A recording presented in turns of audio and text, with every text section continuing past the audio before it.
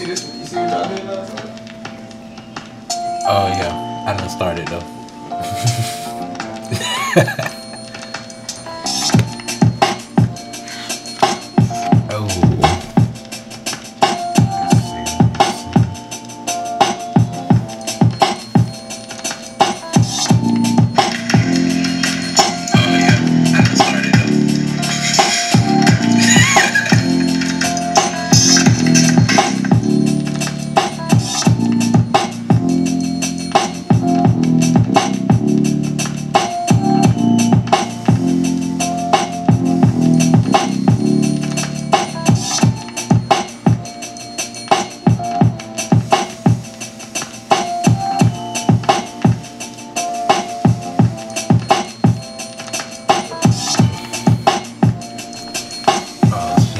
You are now tuned in to another ColeLogic experience.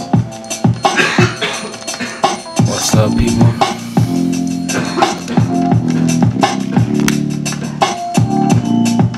If you made it this far, you'll recognize we in our second book. Shout out to the queen. There she go. Shahrazad Ali, The Blackwoman's Guide to Understanding the Blackman. So, we got into The Blackman's Guide to Understanding the Blackwoman. So, it's only right that we do the other one. And understand the faults of ourselves and how we can come out of the slump. Oh man, not Brandon Marshall. Oh man. But yeah, this is copyrighted in 1990. First edition released in 92. And she updated it last in 2015.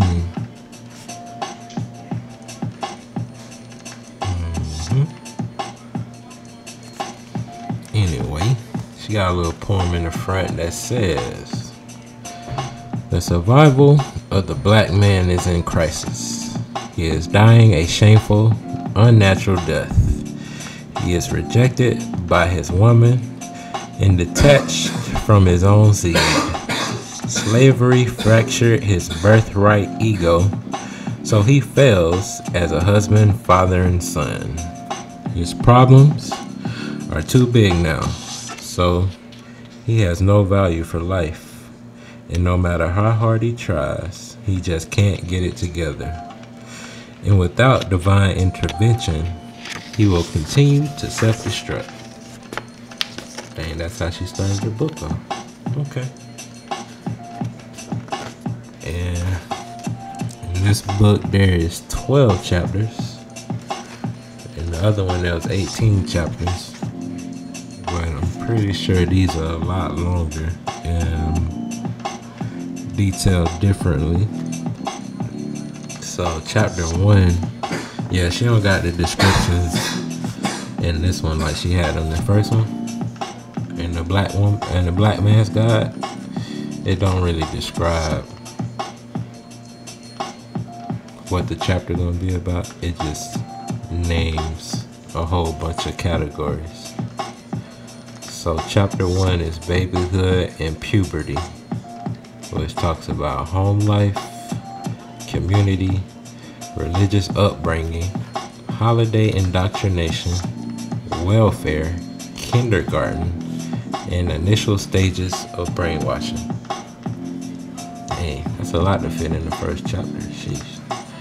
Chapter 2 is identity, where we talk about titles, character, culture, 1960s, the Vietnam War, civil rights, lifestyle choices, organizations, individuality, slavery techniques, remnants, names, roots.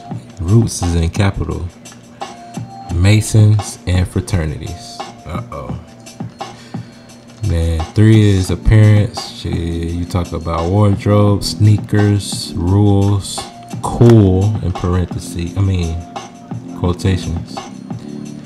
Jewelry, hair and image. And then 4 is communications. We talk about conversation, English, lying, crying, truth, fear, hostility, war, ego, and by any means necessary. Chapter 5 is education, where you talk about public schools, early learning, curriculums, separate schools, natural law, colleges, TV, actors, math, substitution, Catholic school, and images. Employment, talk about working, money, spending, conventions, jobs, disunity, business, advertisers, avoidance, child support, and street vendors. Chapter 7 is recreation, where you talk about sports, merchandising, initiation, professional, entertainment, tipping, early TV, and theaters and movies. Chapter 8 is the law, and quotation says 911. Let's talk about the census, prison life, murder, adjustment, fighting, rehab, justice, addiction, and the legal system. And then chapter 9 is on religion. Talks about the Holy Bible, authenticity, hymns, Christianity, verses, purpose, trigger, Jesus, church, cannibalism, and preachers. Chapter 10 is sexuality and relationships. We talk about interactions, choices, standards, lies, jealousy, distrust, fatherhood, adoption, his penis, approaches, traditions, his mother, the other woman, interracial romance, homosexuality, and AIDS. Chapter 11 is teenage black males, where it's like home, street, abandonment, rites of passage, gangs, money, promiscuity, ignorance, respect, talents, rap, and fads. And chapter 11 is leadership, which is an objective, critical analogy of top 10 black men leaders over the past 175 years and the conclusions that came from their contributions to the culture. Alright, so yeah, I can tell from this what's different. Like I said, she didn't really explain. She just listed a whole bunch of stuff that she was going to talk about. Kind of. Yeah, but like, in this list of stuff, a lot of this stuff you wouldn't want to put together. You could, but most people wouldn't want to. Like, for example, what did I see?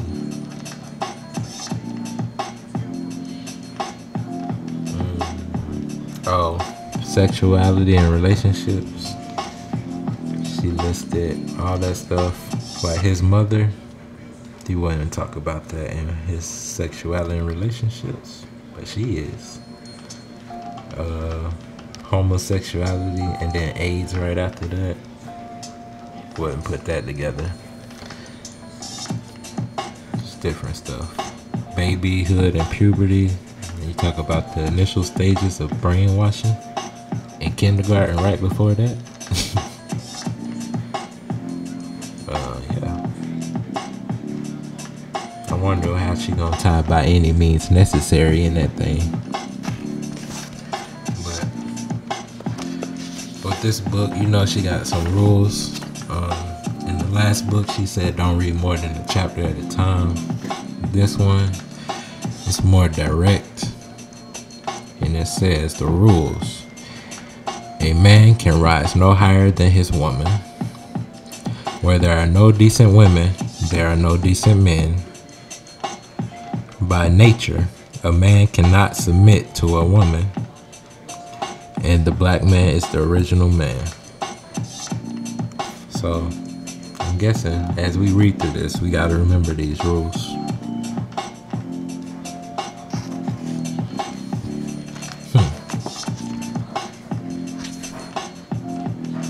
Oh, I forgot. This is the black woman's guide to the black man. That's why.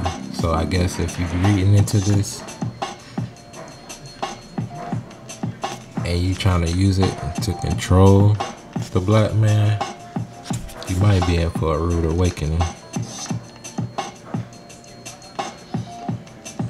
With that being said, let's read the foreword. Let's read the foreword. While the scabs of the wounds inflicted by the black man's guide to understanding the black woman are barely healed, we now embark on the second phase of this purification process to expose and dissolve selected behaviors that destroy love and strife, respect between blacks. Of course, it is impossible to include in any writing all of the idiosyncrasies of 30 million African Americans. This makes it difficult to access specific conditions because of their resemblance to stereotypical accusations. Insistence that both sides of the story, the good and the bad, be told simultaneously further complicates any effort to address problems which by virtue of importance have isolated priority. The need to explore all aspects of black life is overwhelmingly welcome, unless the exploration points the finger at individuals guilty of creating the problems by how they behave. It is extremely important for the reader to understand clearly that the sole purpose of this study is to continue to examine the underlying causes of animosity between black men and black women.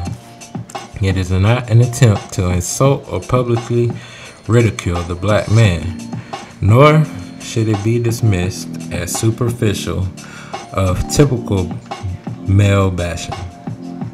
Recent experience has proven that confronting brutal truths about personal motivation is painfully embarrassing and usually met with gross denial. Many of the segments in this book contain information that appears to rival or contradict data presented in the Black Man's Guide to Understanding the Black Woman. This is done intentionally to reveal concurrent opposing behaviors between black men and black women, which ironically accelerates the demise of the already fragile union. Regrettably, a recent University of Chicago study concluded that by year 2000, 70% of black men will be unemployed, on drugs, in jail, or dead. The predictions are grim and seem self-fulfilling. The background reason for this sad reality all provable, are the blood-curdling events of slavery, lack of opportunity, poor education, drugs, bad breaks, and setbacks. These obstacles are 100% the responsibility of the perpetrators who created and foster special systems of human dejection. This misery is referred to in the African American experience as racism and outside intervention. A root cause of the resultant discontent inside the tattered community is the disorganization of the shattered black family. This secondary aspect of the problem, according to frustrated members of the group, is the failure of black men to accept and deliver on the obligations as husband, provider, and father. Decidedly, the black woman has failed miserably on the home front. Many months have been spent aggressively at attempting to apprise black women about how this failure manifests. Predictably, this deduction was not accepted happily. Pedestals toppled and were replaced by sobering realities. Complicated unpleasantries were acknowledged to pave way for progress. On the flip side of this dreadful predicament, the black man must now study and recognize the mismanagement of his masculine authority. His blunders, as colossal and unintentional as his woman's, equally splintered the black household. As head of the black nation in America, whether he admits it or not, the black man is solely responsible for any liability existing among black women and black children. Reportedly, the black man has never taken proper charge of his own life, the life of his woman, or his children's. He has allowed himself to be overwhelmed by strong wording of contemporary opinion and the unpopularity of addressing his own needs. All of the cries of racism have become a convenient crutch he leans on to explain his perpetual crippled leadership in and out of the house. While many of his negative habits are merely reactions to the ill-fated approaches of his woman and his mother, this has already been discussed in The Black Man's Guide to Understanding the Black Woman. This new study is devoted entirely to the greater problem, the irresponsible leadership of the black men and how they got to be this way. Although this book does not cover every aspect of African American history, it does include factors contributing to the decline of the black man's leadership potential. It also explains how black male teens, unfamiliar with the past and modern history, become displaced and reckless in the world. This book is merely a mirror, a galloping reflective account of the black man's last 19 decades in America. It chronicles condensed events and trends ordinarily unknown, which must be considered when dealing with him and making judgments about his condition. His mind was tampered with, and brainwashing schemes must be discussed and understood. As before, I do not expect all black men to accept the accuracy of this report, but mass denial among them must not constitute cause to reject or disbelieve the contents of this work. Public confession is not necessary for improvement. Readers must realize that here is a man who claims he is victimized by entrenched racism, slanted justice, media attack, multiple drugs and accessible weapons, compounded with charges of genocidal conspiracy out to destroy him. Yet he has done little to ward off the results of such conclusions. He has been screaming foul for umpteen years, trying to bring attention to unfair treatment, and he now dizzily wanders around crying racism at the slightest provocation, but still swears that the possibility of a diverse multicultural society exists. This book contains new perspectives. The suggestions made are not written to endorse or promote negative racism. Instead, they prove historically that only successful multicultural society is one where each race retains economic and spiritual individuality. Anything else creates confusion and resentment between nationalities, and subsequently has landed the black man in his present predicament, endangered. And some say unhelpable due to his insistence in doing things his own way, the wrong way for his survival. His pride is tissue paper thin, blowing in the wind. Hopefully, every black man will read this text and voluntarily place his nose to the grindstone of reconciliation with his manhood and proper evaluation of his political dreams. He must commit to save himself at any cost, with minimal tears and moderate ego damage. False pride and stubbornness have no place when one is contending for self-preservation. And yes, The effects of slavery still rank as number one in the dismemberment of the black home and displacement of the black man. But the number two problem stems from the contributory neglect of an internal nature that takes form of A. disunity, B. distrust, and C. bad choices. Tragically, the number one problem cannot be reversed, but the number two can be repaired. This is not shifting the burden, just smoothing it out a little and making it more manageable for correction. Black man, I have faith in you. Assalamu alaikum, Sister Shahrazad Ali. And that is the forward. So yeah, she basically said what I said when I was reading the chapters off. But that's all I'm gonna read for right now. Get y'all ready to get into this thing. Should be fun. Probably have a little more commentary on this because she talking about black men, so I don't feel like somebody gonna attack me for my opinion. Or if niggas do attack me, at least I won't get backlash for cussing their ass out. But anyways, if y'all appreciate what's going on here, hit the Cash App scrolling at the bottom, or the Venmo. Also, there's a solo link at the bottom. There you can reach me at all of my links. It's kind of like Linktree if you go on Instagram, but it's better. It costs money too, so donate. And we out.